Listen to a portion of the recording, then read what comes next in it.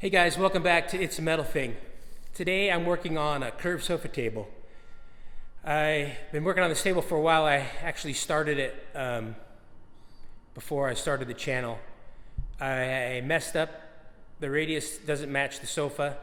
When I went out the first time to look at the sofa, I took a straight edge. I went from corner to corner, went to the center, found the distance from the center, figured out the arc, had it cut, went back, built it, got it all done, went to install it, and it was off like a ton. I don't know what happened.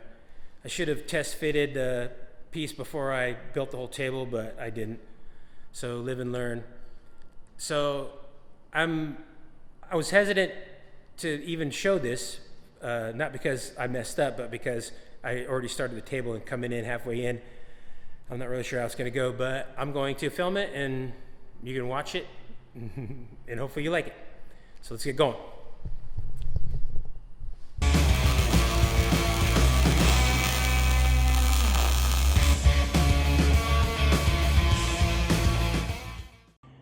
Okay, so the problem with this table is the radius is wrong. I went out, measured the sofa, went from corner to corner, measured the center. That gives you the radius. Gave it to my guy on the computer. We had it cut on a laser, went out there and put it on, and it was off, like literally like an inch and a half off. I can't imagine it being that far off if we got the numbers right. So they got either transposed or my calculator didn't work or my brain didn't work or something. So then I went out, got a piece of wood, traced the back of the sofa. It's not a consistent radius either, so that's part of the problem too. So if you look here, when we get to here, like halfway through this radius, we're about, I don't know, half inch. But then you get over here and we're just about touching. So that's a problem. So I'm going to take this piece of metal here. This was the original back. It's already got the hammered finish on it, which I'll explain to you later. So I'm gonna clean this up. I'm gonna re-roll it to get the radius right. I'm gonna tack it back on there, and then that'll give me the line that I need to cut. So I'll tell you why I'm doing it that way later. All right, so after about an hour of hammering with my air chisel, I was able to get it all hammered, as you can see. But when I came in this morning, I noticed that it actually had a big bow in it, like it had a bow. I was working this side more than I was working this side because I was gonna weld this side and I have to grind it anyway after the weld is done. So I was just working this side. So what happens is this whole side gets stretched out, right? And it causes a curve in it. So I had to come back this morning, spend about another 10 or 15 minutes just working this one side so that I could get it, straight that way. Another thing you'll see in here is that it's not flat this way. It's pretty wavy. Now, if I wasn't gonna roll this and I wanted to make it straight, I could actually flip it over and hammer where it's low, because it'll come back up. The weird part when you hammer this stuff, it actually comes up. It actually bows up when you hammer it. You would think it would be the opposite and cup out, but it bows up. So when I put it in the roll, it'll straighten this out. But if I wasn't putting it in a roll and it was a bigger piece, like the top of that table, I had to go around and feel for low spots and flip it over. I'd work it back and forth and get it flat that way. It's just a matter of feel and touch and know what you're doing. So I'm gonna put it in the roll. I have this roll here. I bought this roll new, 30 years ago. It's one of the first pieces of equipment that I bought. It was a hand roll, hand drive. It had a hand crank on it. I converted it to power. This was the original crank that came with it. Put some gears on it. I worked at a place, my first job in California was at a place that did almond processing. I live in the almond capital of the world, supposedly, Central California. So we had a gearbox. I took it. I'm pretty sure I paid for it. I think the statute of limitations is up on that. I had to have this box made because it's forward and reverse, and it has a safety switch, a dead man switch. So I had to put a switch. I put a switch on there that you can kick. Hand gets caught in there. If you get your proverbial tit in a ringer, which would be a bad thing. Fortunately, I've never done that. now that I said that, who knows? I'm not even going there. Never mind the previous statement. So what I'm gonna do is I'm gonna set up the camera. I'm gonna roll this and fit it to the radius that I have drawn on there. It's gonna take a little bit of manipulation once it's rolled or get close to the shape. So I'll let you watch that. We'll get on that.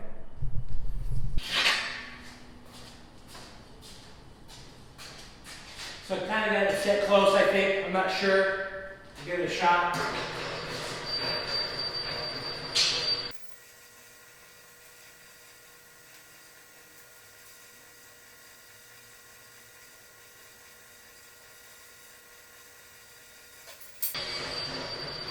So there's still some kinks in there that I need to get out. So what I'll do is I'll roll it past where it needs to be to get a consistent radius on it, and then I'll flatten it out. You kind of got to go past where it needs to go, and then bring it back.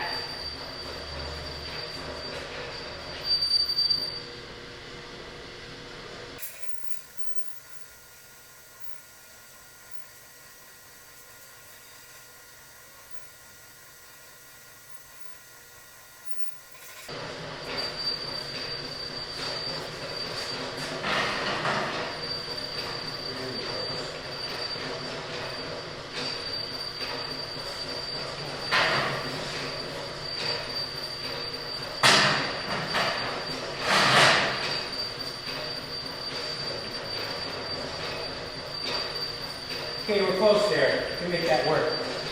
So I'm gonna do some things to it. I have to grind an inch flat, and I'll tack it on. Okay, so here's the finished product. You can see the line right there, and you can see how it kicks out all wonky really fast. I can't follow that with the steel. It would show up and you'd see it. So we're pretty close here. I'm gonna actually cover the line when it's time. I just wanted to do this so you guys could see. So it's the metal's actually gonna be covering. I'll bring all this up and bring it as tight as I can and just cover all this up. But I just wanted you to see what I was talking about with this extra big chunk here. I can't do that. I mean, I could, but I think it would be wrong and I think it would look wrong. So everything's clamped down, everything's lined up. I'm gonna come back and just tack it up and get to cutting. Okay, so I got it clamped on. I'm happy with it. I think it's the best for the situation that I have. You can still see there's some marker exposed. It's just the waviness in the wood. I think it's the best compromise. There's a couple of little spots over here, but I think overall it's gonna work. This piece is a piece that I added to get the extra depth. So I'm gonna be welding this on. I'll be strip welding, like strip welding the back of this. You can't hardly see, but you can see the welds all along there. So basically I'm gonna do the same thing on this. I'm gonna strip weld it. I'll strip weld this at the same time. I'll spread it out a little bit so it won't build up too much heat in one spot. And then we'll work on cutting this off, the front off. I didn't want to cut it prior to putting this on because I want to make sure that the lines were going to be right and it was going to line up. If I'd cut it with a plasma, it could have been wavy and kind of weird, and also the line would disappear. And it's going to be a bitch to get this. It's going to be a lot of grinding and, you know, messing around because it needs to be a crisp edge on here, but you'll see that later. Let's weld it up.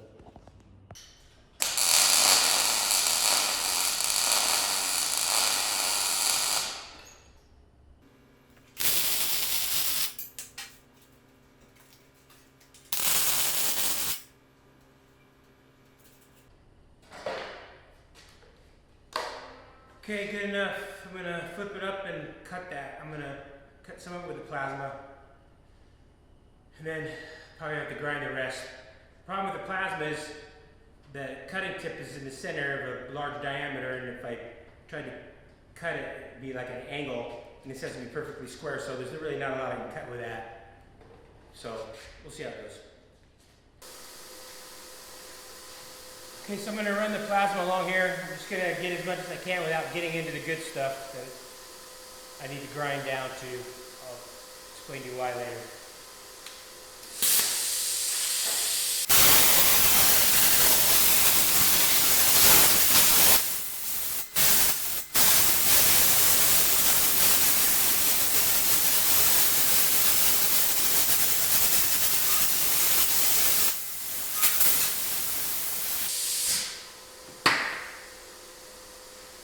That's about all I want, because I really got to get in at an angle. And the problem that I'm worried about, the thing I'm worried about is the angle getting past this plane here, this surface. The plan is to TIG weld this.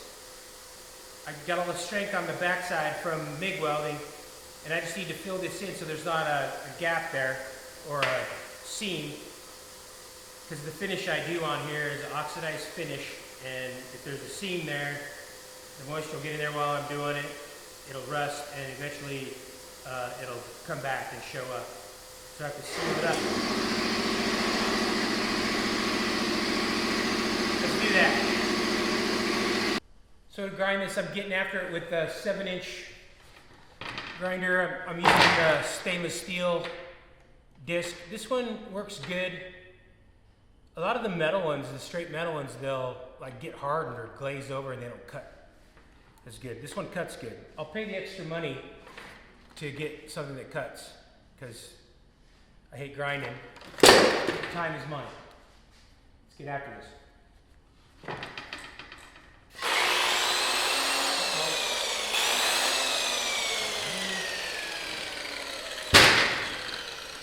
That, my friends, is the sound of a grinder dying.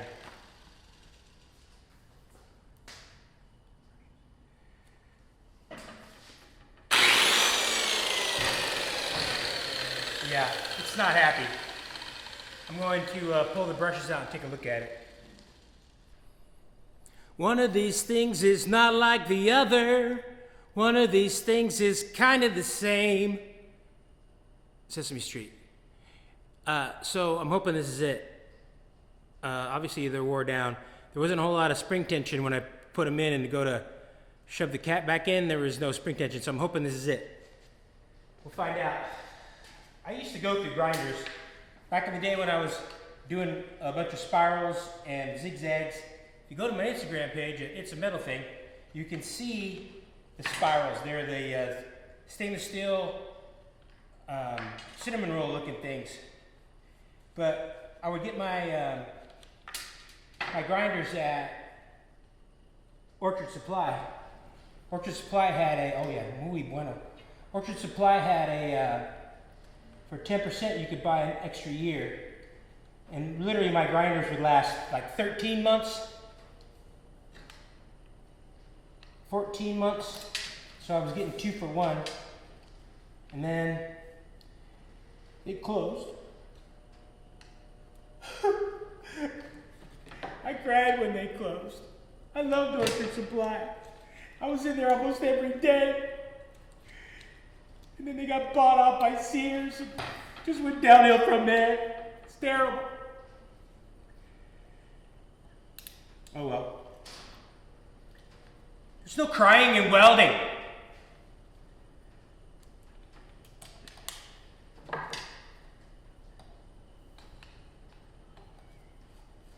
Okay. Let's see. Come on, Lord. Now, brother, out.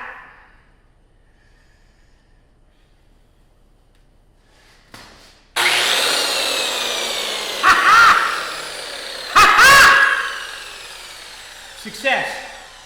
Let me get dressed up and get to grinding.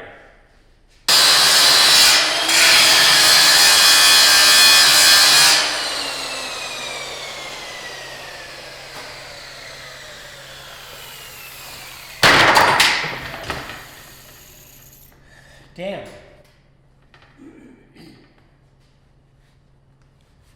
Damn. Getting old. Okay, so now I'm gonna come back with a 5-inch 50 grit soft. Just get it closer, it's really close. Just gonna touch it up a little bit, and then I'll show you what I'm doing. So you can see I barely touched the hammered part. I got it ground down. It's nice and crisp now. There's no edge, but what there is a little bit of a seam there. There's a crack. So what I'm gonna do is I'm gonna come back, I'm gonna TIG weld this. I'm gonna just fuse it in. And when you do that, it stays pretty flat. All the strength is on the welding I did on the backside. This is just purely decoration. So I'm gonna come back, I'm gonna fuse it, And then that way I can just come back and hammer over it and it'll hide that weld. I don't have to come in with a MIG and try to fill it and grind it and get it smooth.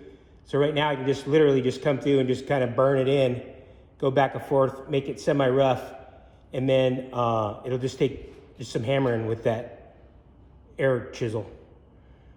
So that's what I'm gonna do next.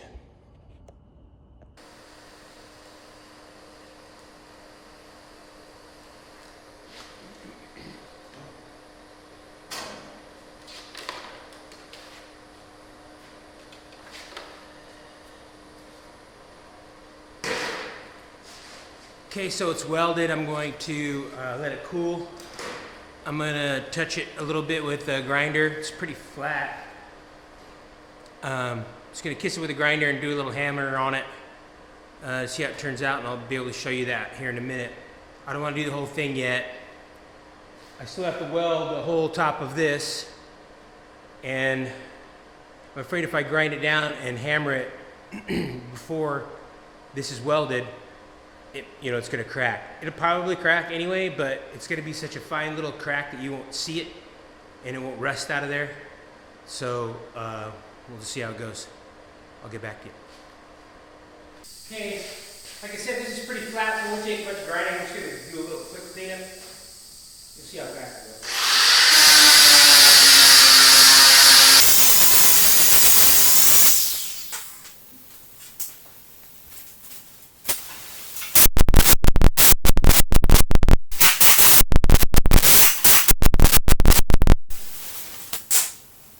All right, so welded up, I grounded a little bit and I hammered a little bit. I want to show you what we got. So I only used filler when I had to. If I was washing it, I could see that it was getting low. I put a little filler in there. So basically this is just fused and it's really close to flat. You can see right here, I just barely, how much I ground on there, how much I barely touched it. Now you can see what it looks like when it's hammered. It almost, it's hard without, if you get the reflection just right, you can see the hammer just right. See? So it almost makes the weld like disappear. And once I get this finish on there, you won't even know. So it just makes it so much easier to do that way. Obviously, TIG welding takes a long time, slow, tedious work, but for this particular application, it works good. Now on this, I'm gonna MIG this. I'll just strip weld this. The main reason is this hadn't been hammered. I didn't want to hammer this before I put it on because it would distort the shit out of it. And so since I already got to grind this, I'll just blend this out to here and I'll just rehammer this whole section. So that's what's next. Okay, so another day. I know I'm taking my time on this. It's got a heat wave around here. It was like 106 yesterday. And I got the metal roof and I got the metal wall. And in the afternoon, when that comes and starts beating on here, man, you can just feel the heat coming off this thing. It makes the shop about 3 or 4 degrees hotter than outside, which is too damn hot. So I've been working on my house, been remodeling my house about 3 years. And so there's always something to do there. So I went home and worked in air conditioned comfort. So what I'm doing now is I'm gonna weld this seam up. It's been V'd a little bit. I'm gonna burn it hot and fast and just jump around, try to spread the heat out. I'll weld some, take a break, weld some, take a break. So it doesn't have to be super strong. It's welded on the backside. It's just strip welded. So it's not super heavy duty and really it's just a table. But when I weld and I try to keep it flat, I push the weld. I don't like move the wire, I don't do anything. I just go just like straight. I give it a push. Ends up a little flatter that way. Less grinding. So that's what we're gonna do. And then after that, we'll grind it up and hammer it up. Let's do it.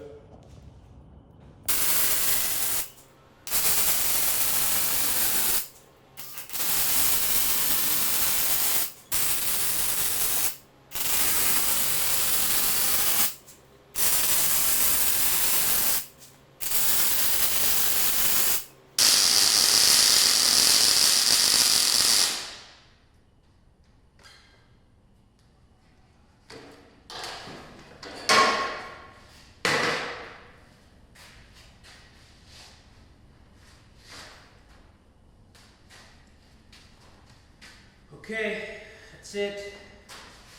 Gonna let it cool off, grind it up, and start hammering. Hopefully, since it's so close to the edge, you won't get all wavy.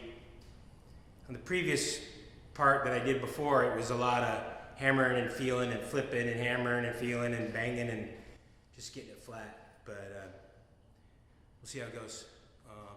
Stay tuned.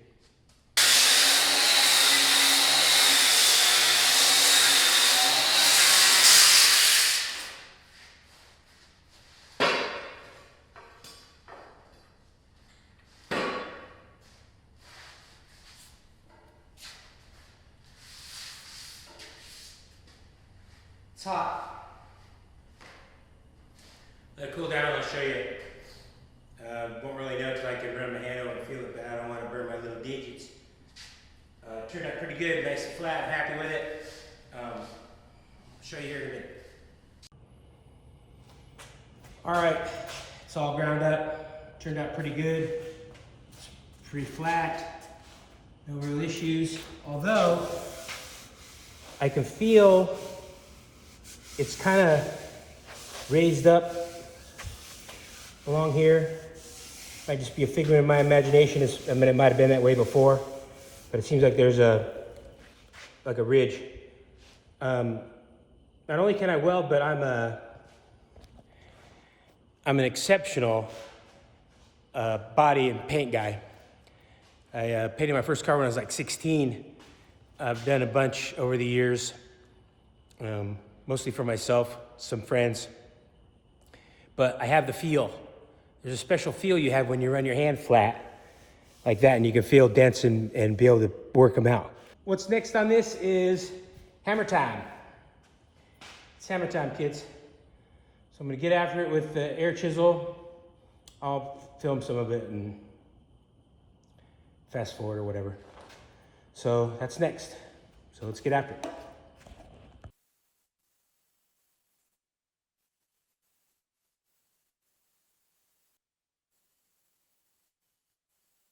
Okay, so I've been hammering on it.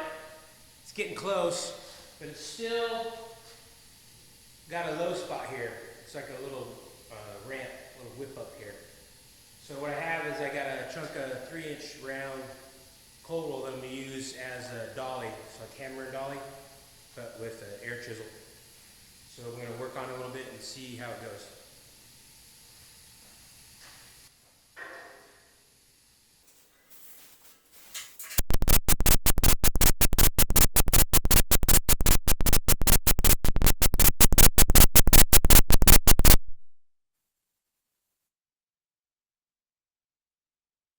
All right, when I added this piece here, changed the radius, it's like a 1/2 inch there and 1.5 inches down here. So change this radius, which changed this angle. So I went down and I put these in the press and just smashed them here, about 3 spots. You can see the oil still. They fit good. This is just sitting on here. So they line up that way and line up that way. They don't line up that way. I have to clean all this up down here and get them flat and straight again. I took some material out of here, but I'm not worried about that because they want to lower this whole thing by 1 inch. So when everything's all done, I'll just cut everything to get them all the same height. And then I gotta remake this foot part. So for now, I'm just gonna clean and grind and tack and start squaring everything up, which is really fun on a tapered leg, by the way.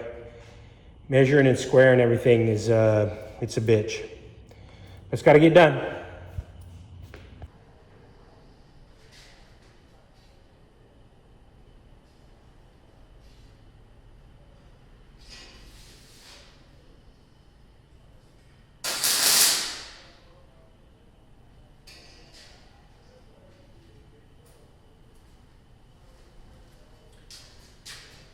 All right, so I ground them all up. I just tacked them into place so I could see where they're at as far as level.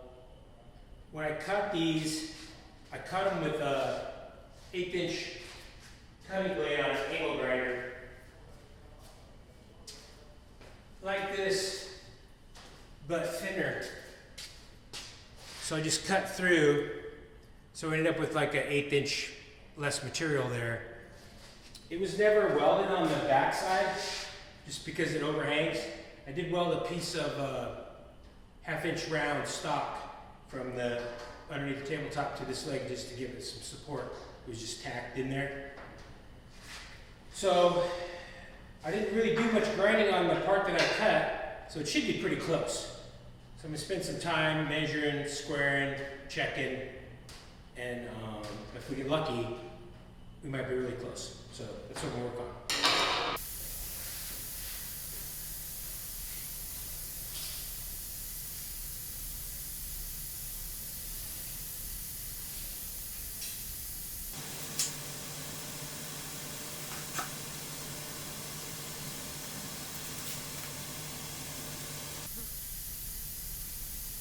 Okay, I think we got it. Went a little easier than I thought. So now I just gotta weld it up, grind it up, hammer it up. I still gotta cut the heights on these. I have to build a little, I have to move the little spacers that I had for the back here. I'll do all that next.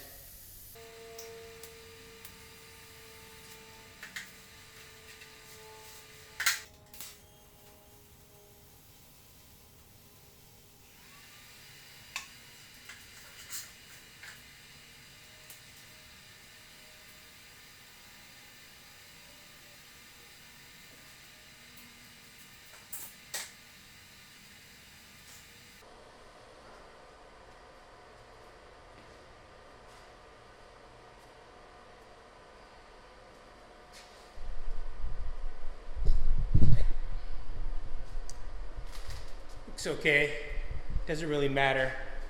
I'm not gonna see it anyway. I'm gonna grind it all down and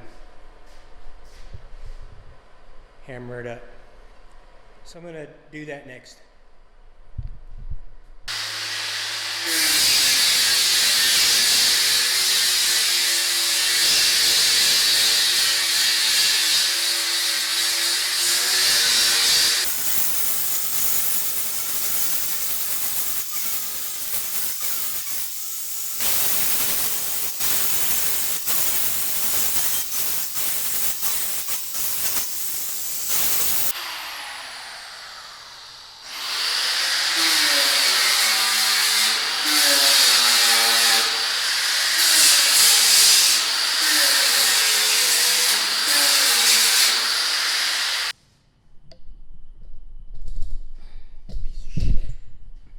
Piece of shit.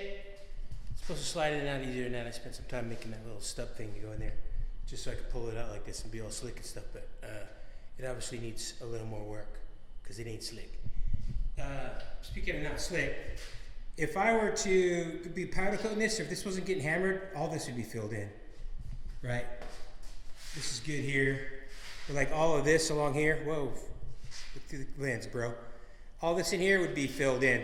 But since I'm hammering it, and that'll pretty much disappear into the texture, I'm not gonna worry about it. But like this here, this little line, that would be gone.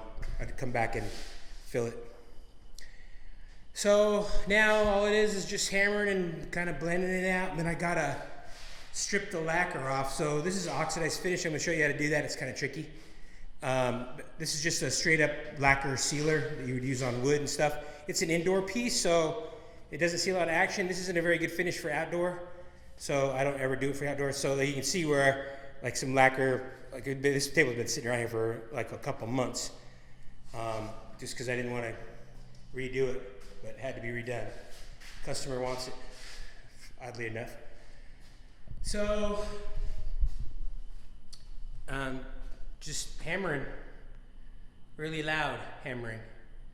So I'm gonna do that next, and then flip it up on its back and cut the legs.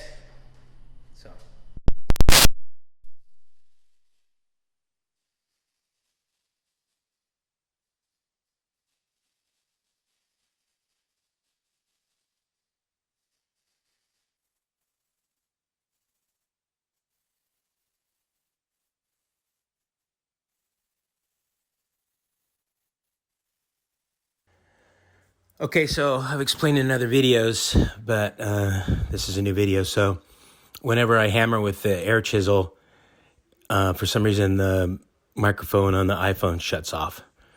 And this is one of the first videos, and I didn't realize it till I started editing. So as you can see, all this is hammered. This whole back turned out good. Happy with the product. Now I'm moving on to cutting the legs down. All right, so I've cut off the legs to the height that I want. I'm going to take this piece of 5/8 square tube. I'm going to just take a short section and I'm going to sink it down in there. You can see there's a gap around here. So I'm going to just tack it in the middle. I'm going to cut it flush. I'm going to weld all the way around it and grind it flush. So basically all it'll be sticking up is this little square hole. And in that square hole, I'm going to put this. This will be the foot. It's big, I don't know what kind of tile is out there. It's porcelain or I don't even know, it doesn't really matter. But this is just basically the cushion for the foot. If you tried to use like felt or some sort of adhesive, it would just come off. These work good. I get them at my local steel store. So that's what's next.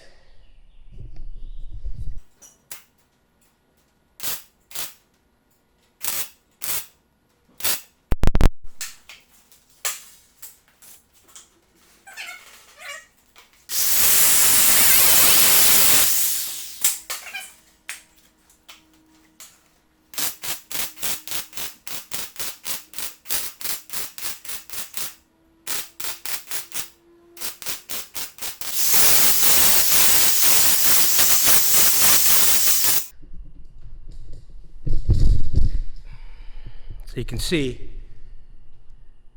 a little square hole. And when it cools off, what did I do with it?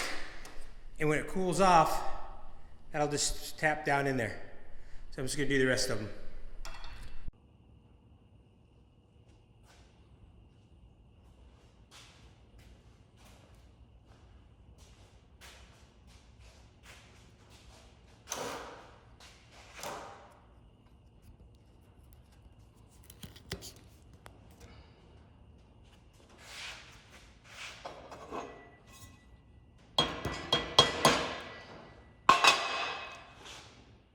That's how it's done. All right, the hammering and welding and grinding are pretty much done. I have to touch up the finish now. This is the stuff I use. There's two different products. They basically do two different things.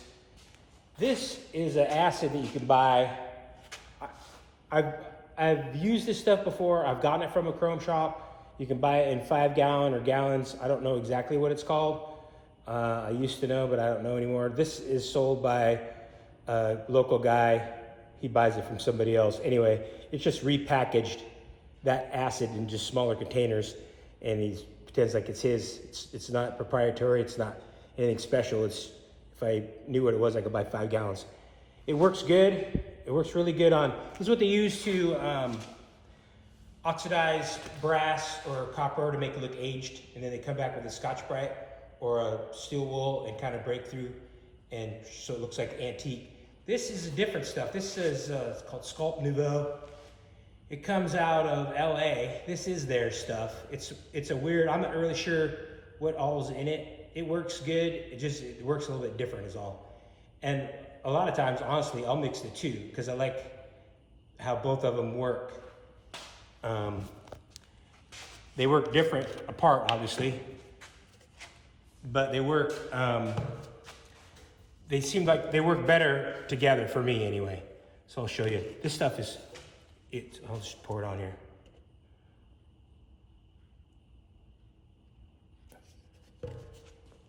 See, and it just like turns it like black.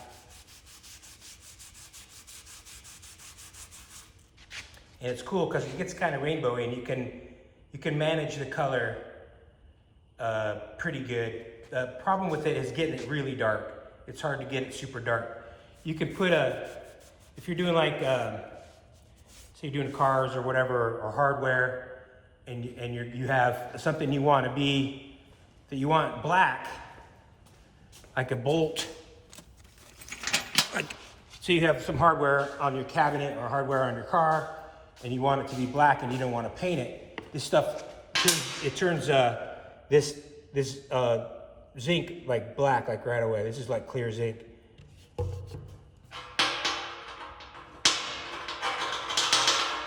So it'll make your bolts and your hardware black. The longer you soak it, the blacker it gets. So this is plated, right? So this is basically what it does to brass. It obviously does it to clear zinc. It does it to copper. It turns it dark. So that's one thing. This is another one. This stuff here, it's like super thick. You can, it does basically the same thing. I'm not sure how it works, but I found this online a while back. This one here, you have to put on multiple times.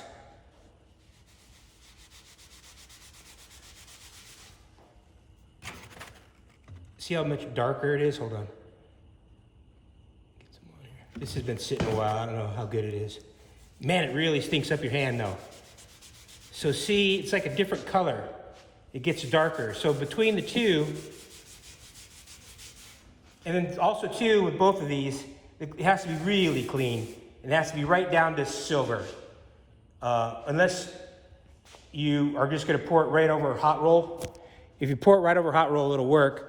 But where you break through, wherever you weld or you grind and you break through the silver, it shows up a different color. So what I'm gonna do is, I have to wipe the lacquer thinner off of this, get it off, there's multiple layers. You can see where I started. And get down to the virgin finish, and I'll run over it with a DA a little bit and kind of blend it out, and then I'll put a finish on here and you'll see.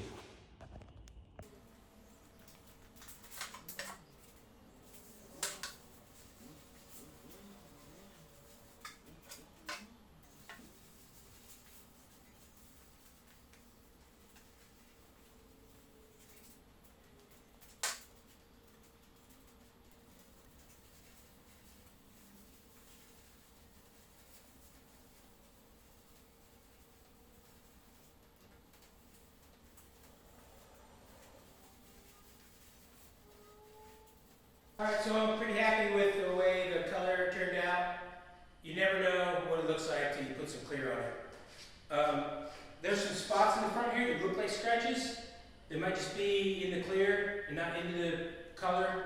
So it's just a good idea to go over it one time, real quick. This is super thin down lacquer. It's just clear wood, satin brushing lacquer. It'll just even everything out and give it a coat so we can look at it and decide what we have to do. You always have to do some touch-up, you always got to do some blending, you always have to do something just to get it right. Not always, but 90% of the time. So let's do that.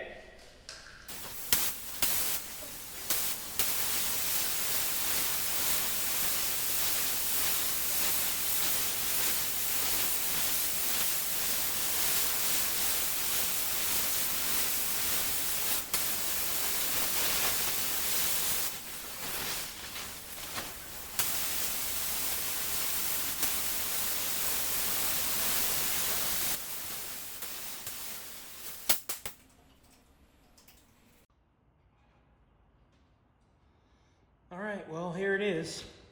It's pretty much done. I don't know if you'll be able to see the color difference in it. It's pretty muted now. It's not nearly as much as it was, but when you're up close, you can see it. So I think she'll be happy with it in that, unless you're up on it and up close, it doesn't look too funky, but I mean, you can almost, I don't know if you can see it in there or not. Yeah, you can. So a little lighter, see how it's a little lighter there on the right? Oh yeah. Okay. So anyway, that's it. I'm gonna, hopefully it fits. I think it'll be close enough. I lowered it a little bit. That shouldn't change the radius too much. But also too, it won't be against that hard edge of the upper back where the upholstery wrapped around the wood. So I have a pair of door handles to make for this same job. I don't know if I'm going to show them or not. I might maybe put a little video on the end or make another video because I actually got a bunch of them to make. But it's a pretty easy job. So anyway, if you like this video, subscribe, hit the like button, check out my Instagram at sAMetalthing, and see you on the next video. Okay, so here's the finished product. I was filming out on the job site and I didn't want to talk over the video. But as you can see, it fits nicely. I'm happy with it. She's happy with it. Everyone's happy. So if you like the video, subscribe. Check me out on Instagram at sAMetalthing. And I'll check you on the next one.